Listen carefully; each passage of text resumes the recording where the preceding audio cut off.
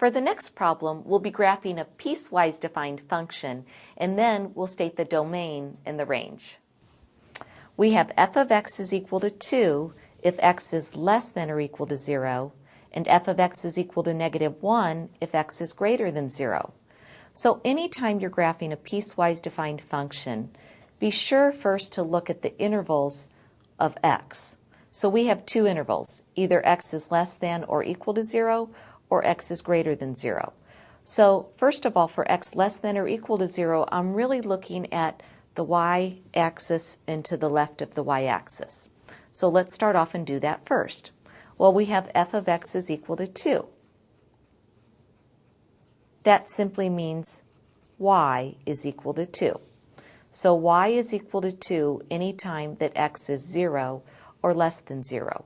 Remember, y equals 2 really is just a horizontal line passing through the y-axis at 2.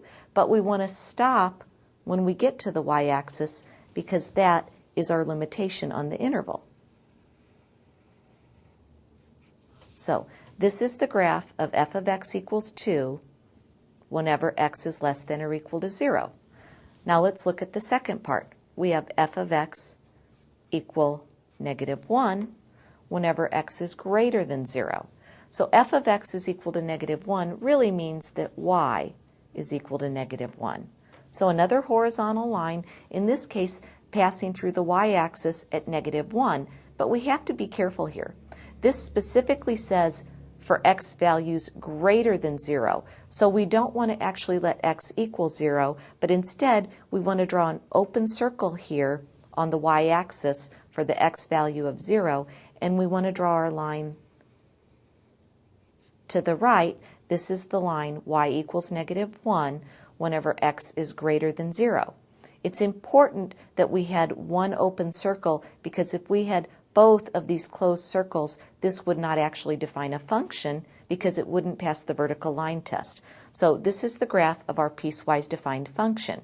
Now let's talk about the domain and the range.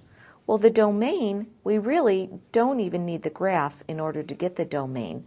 We can get the domain by going up to our original given. We can let x be numbers that are less than or equal to 0. And we can also let x be numbers that are greater than 0. So that's any value we want for x. So therefore we can say x can go from negative to positive infinity, and you can also see that on the graph that x could be any real number. The range, really we're asking what values can y be?